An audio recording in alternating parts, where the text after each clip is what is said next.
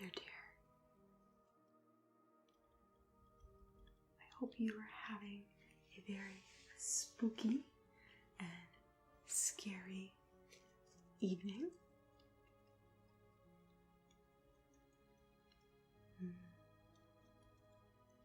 Well, you must be here for our relaxed and slightly spooky reading of some Edgar Allan Poe stories. I thought so. Well, I will give you a second to get comfy, maybe grab a lovely drink of your choice. If it's cold where you are right now, maybe get a cozy blanket or sweater that brings you a lot of comfort. And then I'm going to get ready to pull out and decide what stories we'll be reading today. Good. Just going to put my little raven friend right here. Just going to stand by and listen to the stories with us.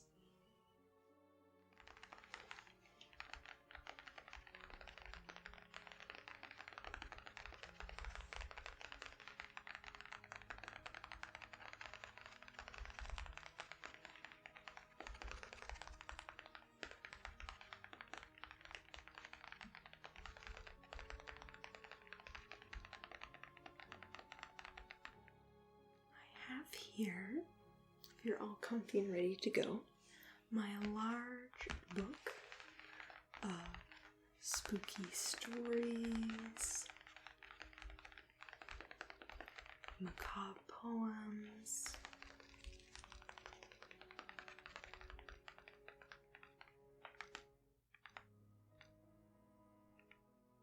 things of that nature. I'll show it to you here now.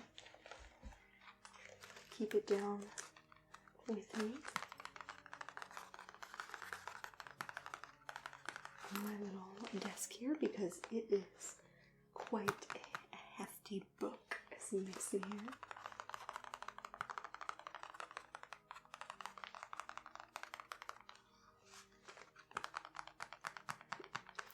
It makes for some excellent tapping sounds. Right. Place it here beside me. Have you read or have maybe listened to anything by Edgar Allan Poe before? Maybe for school. That's often where people are introduced to his works. Maybe a friend told you about him. Okay, I see. That is not a problem at all. So Poe has many works that would be fantastic reads for today. But I thought that maybe it is best then to go of his, I would argue, some of his most famous works for sure. My thought is that maybe we start off with his most famous poem, The Raven, which I quite like. I quite like actually all of the things I'll be reading to you today.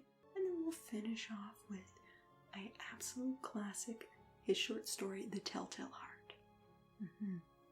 That's the one that most people have heard of if they have not first heard of his poem, The Raven. All right. Well, if you are all comfy, cozy, and set, we're going to begin. Excellent. Let me find what page we'll be going to here.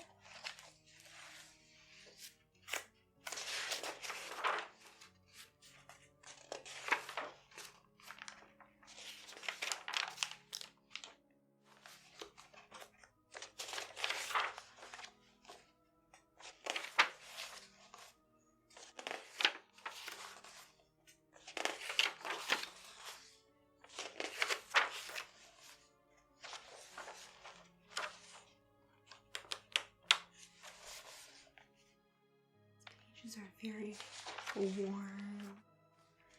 They've got that crisp sound. They've also got a slightly yellow tone.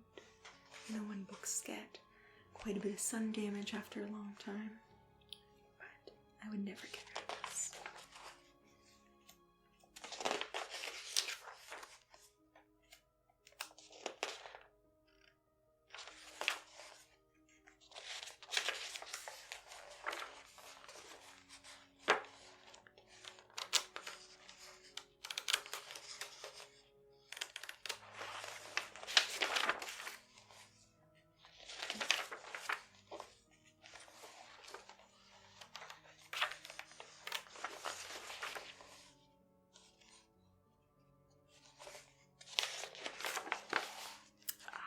Here we are. Alright. If you and our little friend here are all ready, let us start with the Raven poem. Alright. Excellent. Please let me know if at any point you need a break, want to close your eyes, feel free to. I think you'll find this very, very, very soothing. Alright. The Raven. Once upon a midnight dreary, while I pondered, weak and weary, over many a quaint and curious volume of forgotten lore, while I nodded, nearly napping, suddenly there came a tapping, as of someone gently rapping at my chamber door. "'Tis some visitor," I muttered, tapping at my chamber door. Only this, and nothing more. Ah, distinctly I remember, it was in the bleak December, and each separate, dying ember wrought its ghost upon the floor. Eagerly I wished the morrow, vainly I had sought to borrow from my books surcease of sorrow, sorrow for the lost Lenore, for the rare and radiant maiden whom the angels named Lenore, nameless here forevermore,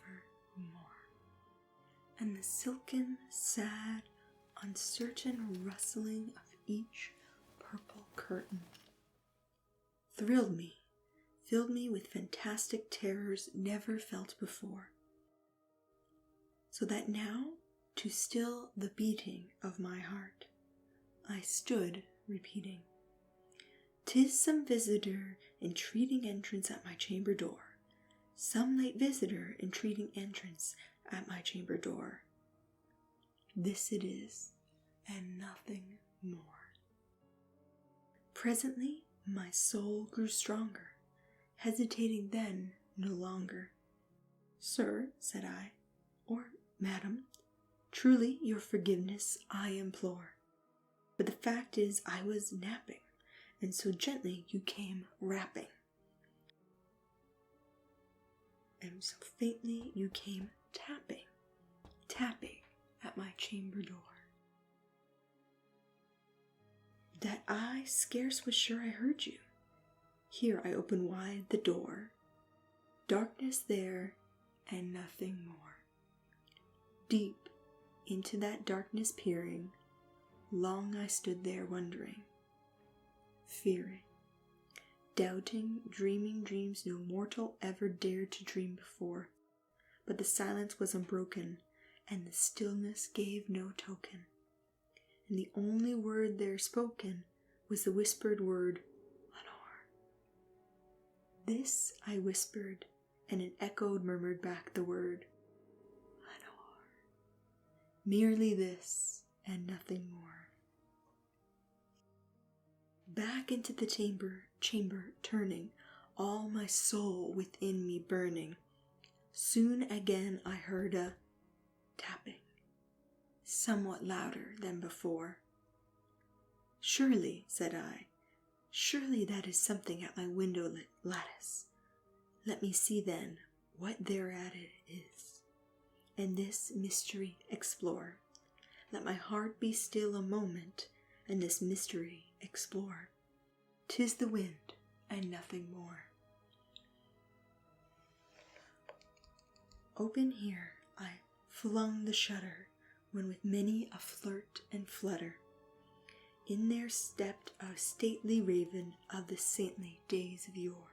Not the least obeisance made he, not a minute stopped or stayed he, but with mien of lord or lady perched above my chamber door. Perched and sat, nothing more. Then this ebony bird, beguiling my sad fancy into smiling, by the grave and stern decorum of the countenance it wore. Thou thy crest be shorn and shaven, thou, I said, art sure no craven, ghastly, grim, an ancient raven, wandering from the nightly shore.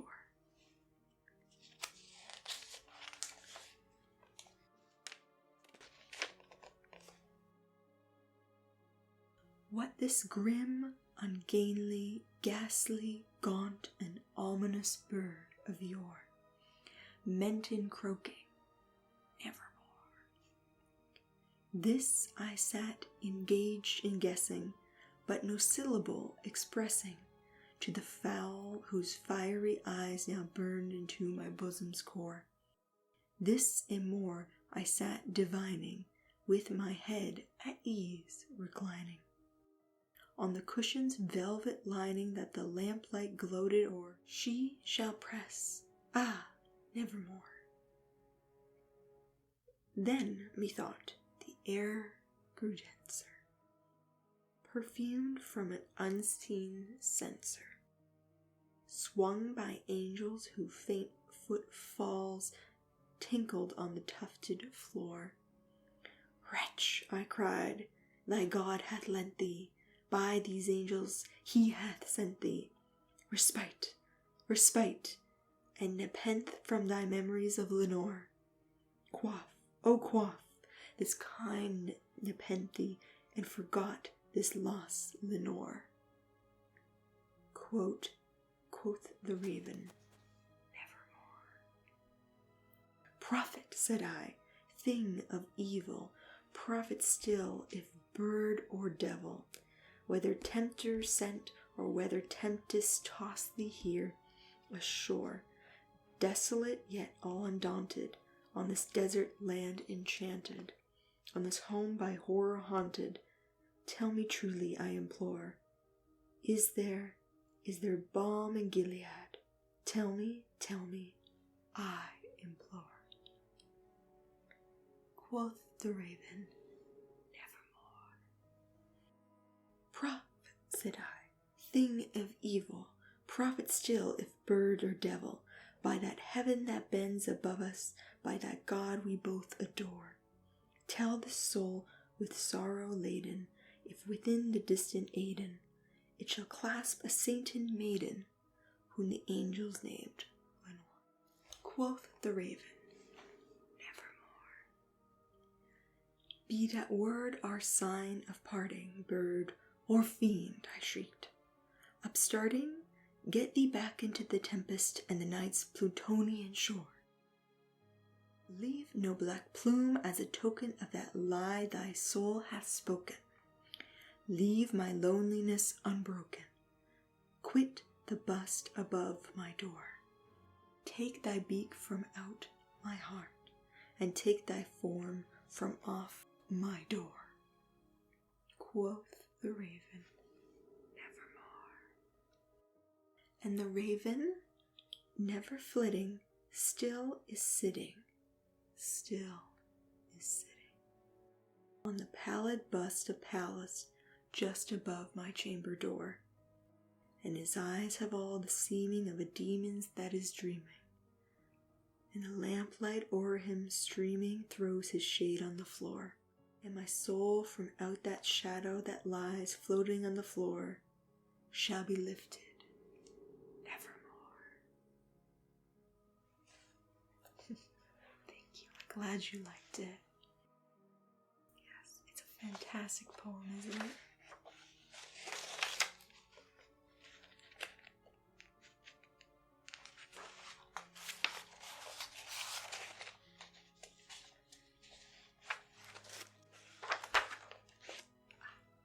Here's our last story for us now. The Telltale Heart.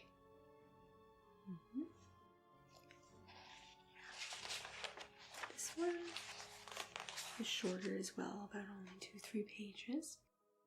So I'm just going to go through it and read it for you.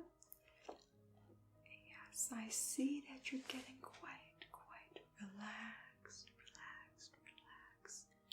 That your eyes are maybe starting to close.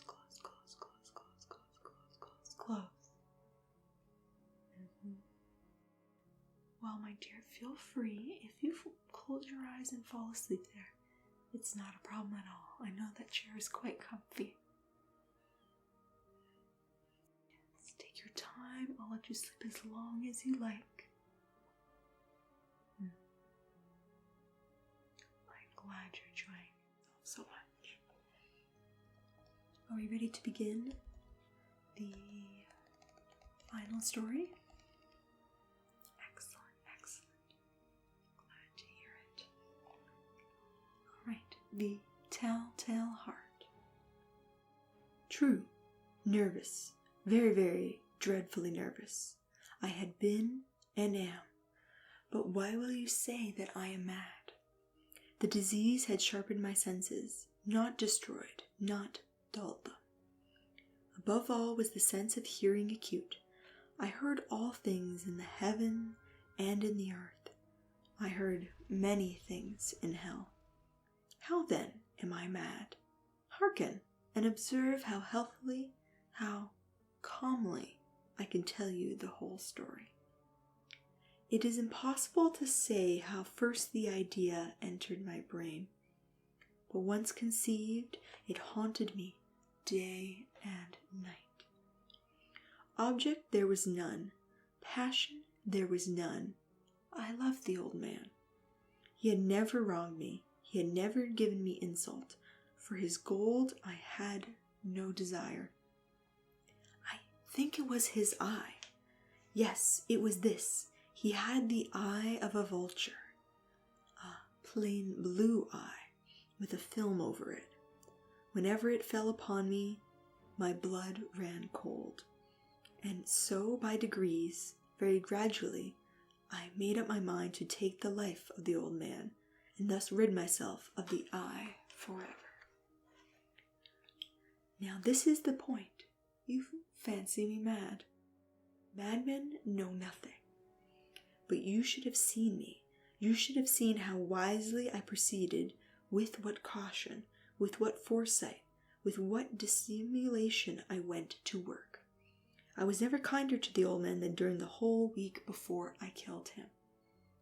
And every night, about midnight, I turned the latch of his door and opened it, oh, so gently. And then, when I had made an opening sufficient for my head, I put in a dark lantern, all closed so that no light shone out. And then I thrust in my head. Oh, you would have laughed to see how cunningly I thrust it in. I moved it slowly, very slowly, so that I might not disturb the old man's sleep. It took me an hour to place my whole head within the opening, so far that I could see him as he lay in his bed. Ha! Would a madman have been so wise as this? And then, when my head was well in the room, I undid the lantern cautiously. Oh, so cautiously, for the hinges creaked. I undid it just so much that a single thin ray fall upon the vulture eye. For this I did for 7 long nights, every night, just at midnight. but I found the eye always closed, and so it was impossible to do the work, for it was not the old man who vexed me, but his evil eye. And every morning when the day broke, I went boldly into the chamber and spoke courageously to him, calling him by name in a hearty tone, and inquiring how he had passed the night. So you see, he would have been a very profound old man. Indeed, to suspect that every night, just at 12, I looked in upon him while he slept. Upon the 8th night, I was more than usually cautious in opening the door. A watch's minute hand moves more quickly than did mine. Never before that night had I felt the extent of my own powers, of my sagacity. I could scarcely contain my feelings of triumph. To think that there I was, opening the door, little by little, and that he not even to dream of my secret deeds or thoughts. I fairly chuckled at the idea, and perhaps he heard me, for he moved on the bed suddenly, as if startled. Now you may think that I drew back, but no. His room was as black as pitch with the thick of darkness, for the shutters were close fastened, though fear of robbers. And so I knew that he could not see the opening of the door, and I kept pushing on it, steadily, steadily. I had my head in, and was about to open the lantern, when my thumb slipped upon the tin fastening, and the old man sprang up in bed, crying out, "Who's there?" I kept quite still, and said nothing. For a whole hour I did not move a muscle, and in the meantime I did not hear him lie down. He was still sitting up in the bed, listening, just as I have done, night after night, hearkening to the death watches in the wall. Presently I heard a slight groan, and I knew it was the groan of mortal terror. It was not a groan of pain or of grief. Oh no, it was the low, stifled sound that arises from the bottom of the soul when overcharged with awe. I knew the sound well. Many a night, just at midnight, when all the world slept, it has welled up from my own bosom, deepening with its dreadful echo the terrors that distracted me. I say I knew it well. I knew what the old man felt, and pitied him, although I chuckled at heart. I knew that he had been lying awake ever since the first slight noise, when he had turned in the bed. His fears had been ever growing since upon him. He had been trying to fancy them causeless, but could not. He had been saying to himself, "It is nothing but the wind in the chimney. It is only a mouse crossing the floor, or it is merely a cricket which has made a single chirp." Yes, he had been trying to comfort himself with these suppositions, but he had found all in vain. All in vain, because death, in approaching him, had stalked with his black shadow before him, and enveloped the victim. And it was the mournful influence of the unperceived shadow that caused him to feel, although he never saw nor heard, to feel the presence of my head within the room. When I had waited a long time, very patiently, without hearing him lie down, I resolved to open a very, very little crevice in the lantern. So I opened it. You cannot imagine how stealthily, until at length a single dim ray, like the thread of a spider, shot from out the crevice and fell full upon the vulture eye. It was open, wide open, and I grew furious as I gazed upon it. I saw it with perfect distinctness, all a dull blue with a hideous veil over it. with a hideous veil over it that chilled the very marrow in my bones. But I could see nothing else of the old man's face or person. And have I not told you that what you mistake for madness is but over-acuteness of the senses? Now I say there came to my ears a low, dull, quick sound, such as a match makes when enveloped in cotton. I knew that sound well, too. It was the beating of the old man's heart. It increased my fury as the beating of a drum stimulates the soldier into courage. But even yet I refrained and kept still. I scarcely breathed. I held the lantern motionless. I tried how steadily I could maintain the ray upon the eye. Meantime, the hellish tattoo of the heart increased. It grew quicker and quicker, and louder every instant. The old man's terror must have been extreme. It grew louder, I say, louder every moment. Do you mark me well? I have told you that I am nervous, so I am. And now at the dead hour of the night, amid the dreadful silence of that old house, so strange a noise as this excited me to uncontrollable terror.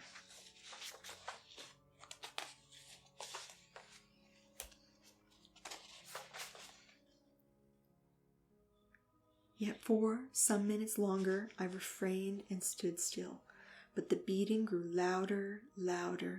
I thought the heart must burst, and now a new anxiety seized me. The sound would be heard by a neighbor. The old man's hour had come. With a loud yell, I threw open the lantern and leaped into the room. He shrieked once only. In an instant I dragged him to the floor and pulled the heavy bed over him. I then smiled gaily to find the deed so far done. But for many minutes the heart beat on with a muffled sound. This, however, did not vex me. It would not be heard through the wall. At length it ceased. The old man was dead. I removed the bed and examined the corpse. Yes, he was stone dead. I placed my hand upon the heart and held it there for many minutes. There was no pulsation. He was stone dead.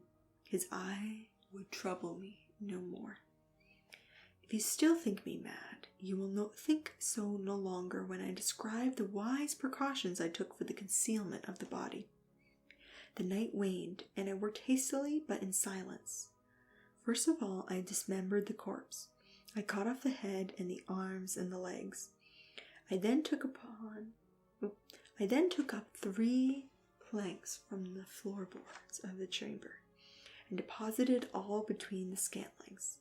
I then replaced the boards so cleverly, so cunningly, that no human eye, not even his, could have detected anything wrong.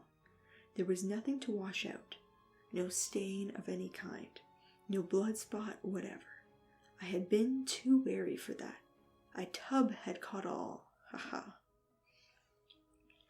When I had made an end of these labors, it was 4 o'clock, still dark as midnight. As the bells sounded the hour, there came a knocking at the street door. I went down to open it with a light heart, for what had I now to fear? There entered 3 men, who introduced themselves with perfect suavity as officers of the police. A shriek had been heard by a neighbor during the night. Suspicious of foul play had been aroused. Information had been lodged at the police offices, and they, the officers, had been deputed to search the premises. I smiled, for what had I to fear? I bade the gentleman welcome. The shriek, I said, was my own in a dream. The old man I mentioned was absent in the country. I took my visitors all over the house. I bade them search well. I led them at length to his chamber. I showed them his treasures, secure, undisturbed. In the enthusiasm of my confidence, I brought chairs into the room and desired them here to rest from their fatigues, while I myself, in the wild audacity of my perfect triumph, placed my own seat upon the very spot beneath which he reposed the corpse of the victim.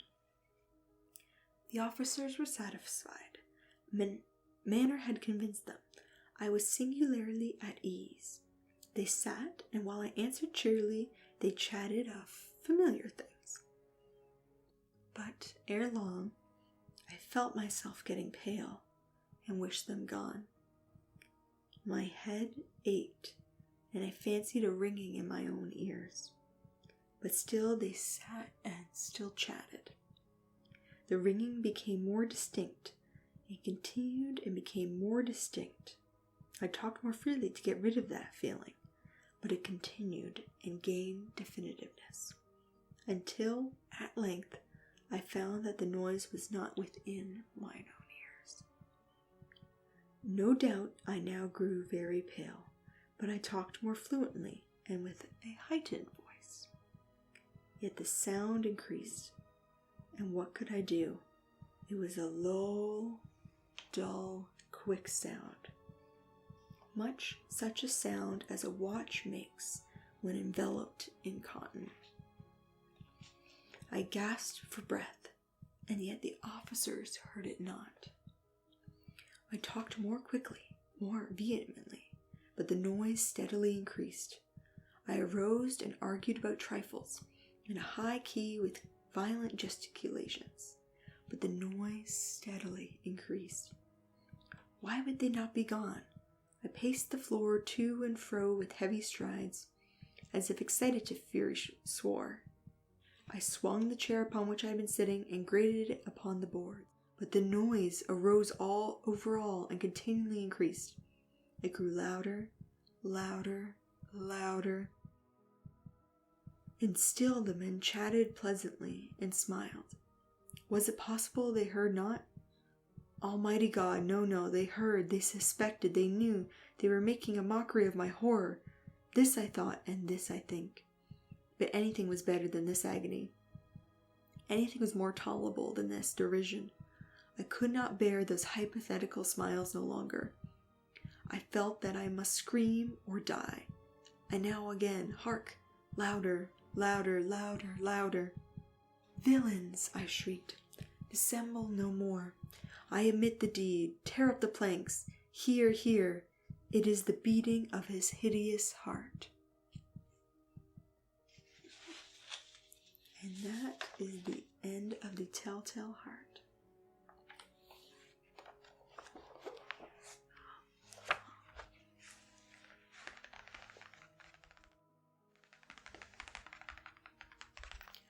Well, my dear, you seem to be quite sleepy and cozy there where you are. So I'm going to leave you to get some rest. But I thank you so much for listening to all these readings of these Edgar Allan Poe stories and poems. I'm so happy that you came by this evening. I hope you had a both relaxing and spooky time. I hope you take care, rest well, and happy Halloween. Alright, see you soon.